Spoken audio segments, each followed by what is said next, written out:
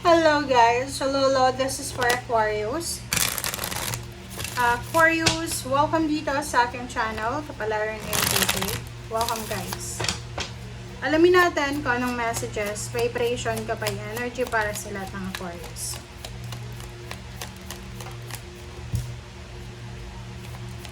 Okay, Aquarius.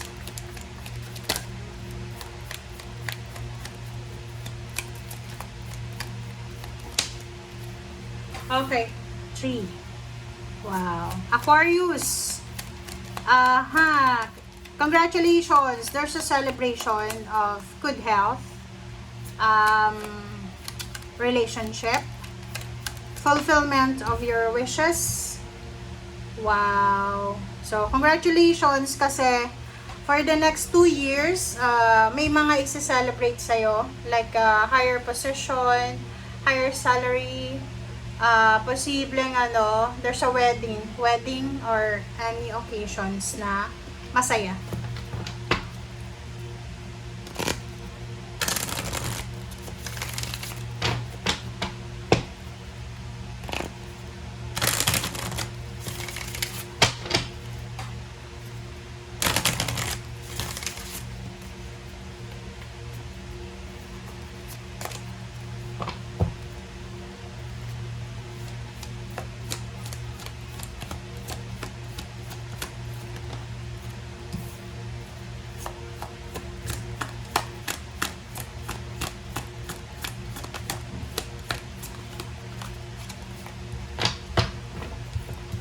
Okay. Last quarter moon in Capricorn and then last quarter moon in Aquarius. So, nasa iyo to. Nasa iyo. Sinasabi ng bara sa iyo dito na kailangan mo daw na pag-isipan sa 2 taon na to. Simula ngayong August 2026, kailangan mo isipin, pag-isipan mo mabuti, mag-reflect ka sa mga priorities mo. Kasi alam mo, sabihin ko sa'yo, Aquarius, may mga readings ka for the past, sabihin natin, mga okay, yung mga 3 years ago, okay, 3 years ago, sabihin natin, 3 years or 5 years, 5 months, or 4 months, may mga kayo, priority na mali. Mali talaga guys. Okay, kung napansin nyo, marami kayong mga desisyon na hindi nyo masyadong pinag-isipan. So, dito, kung babae ka na Aquarius, babae ka, nasa 30s ka na, wag kang maniniwala na hanggang may regla ka, mabubuntis ka. Kasi may kanya-kanya tayo. Mayroong ganon, mayroong hindi. So, sinasabi ng bara sa'yo dito na kailangan mong isipin mabuti yung priority mo. Kung priority mong magkaroon ng baby, ng anak, bago ka tumanda, bago ka mag-menopause, kailangan ayusin mo na siya sa ngayon. Ngayong 2 years na to, kumbaga binibigyan ka ng universe ng 2 taon para makapag-decide kung ano talaga ang priorities mo. And wag ka nang masyadong natitrigger ka kasi ng mga past Like, limbawa,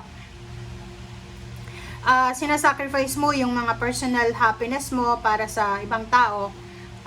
Kasi yun yung naging yun yung naging comfort zone mo sa past. So, ngayon, sabi ng bara sa'yo, kailangan sa ngayong 2 taon na to, ang iisipin mo ay tungkol sa happiness mo. Hindi sa happiness ng ibang tao, hindi dahil sa sasabihin ng ibang tao, kailangan yung ikaw.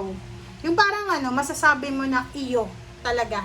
Masasabi mo na, etong decision na to, gagawin ko to kasi masaya ako Akin to Diba? Parang ganon. Sasabihin mo, akin to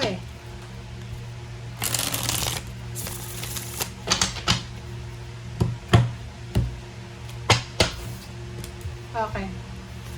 Oh. Diba? Huwag kang masyadong nakafocus sa karanyaan, kasikatan. Huwag kang masyadong nakafocus sa kung ano yung kamunduhan ngayon. Okay? Kasi alam nyo, yung ibang tao ngayon, masyadong sabihin na natin, masyado ng selfish, masyadong makamundo. Siguro yun yung nakikita mo, yun yung nagiging impluwensya sa'yo ng panahon ngayon. Sabi ng bara sa'yo dito, kailangan mong i-prioritize yung sarili mo. Dapat ikaw yung star. Dapat ikaw mismo, hindi yung ibang tao. Kung ano yung uso ngayon, huwag kang makipagsabayan. Kailangan, kumbaga yung sarili mo dapat, siya yung pinaka-purpose, pinaka-focus mo, pinaka-priority mo sa ngayon. Peace of mind. And, yun, pahinga. Masyado ka bang pagod sa ginagawa mo, obligation, sa pamilya, ganyan, ganito. Kasi sa nakikita ko sa'yo dito, meron ditong Aquarius na hindi pa kinakasal, kasi breadwinner sa family. Sabi ng bara sa'yo, you need to rethink about your priorities. So, make sure na yung 2 years na to, kailangan isipin mo yung sarili mo. Kasal. Sarili mo, anak, parang ganon.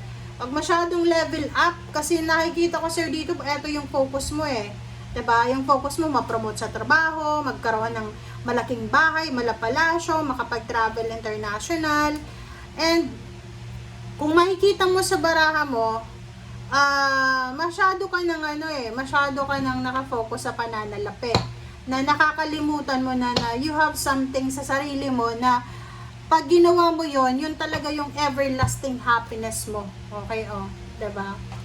Kasi yung pera, kaya mong kitain yan Puro pera yung focus mo.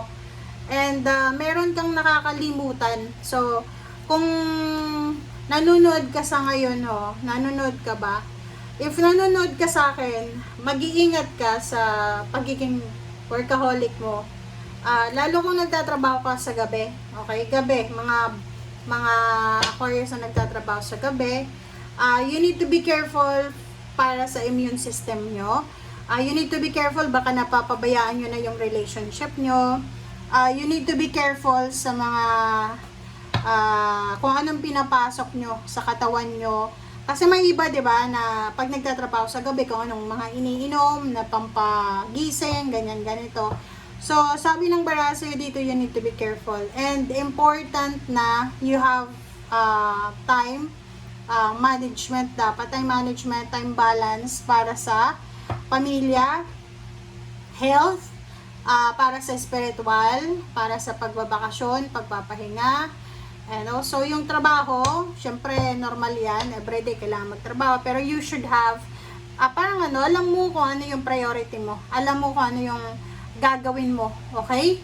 And sa ilalim mo dito is King of Wands, eto siya, Queen of Wands and King of Wands. Bawas-bawasan natin yung sobrang workaholic natin, okay? Kasi Aquarius, sinasabi ng barahan na posibleng pag hindi mo masyadong pinakinggan ang katawan mo, makinig ka kasi sa katawan mo, kung anong sinasabi ng katawan mo, kung may masakit ka, kung nalulungkot ka, hay nako, makinig ka, okay?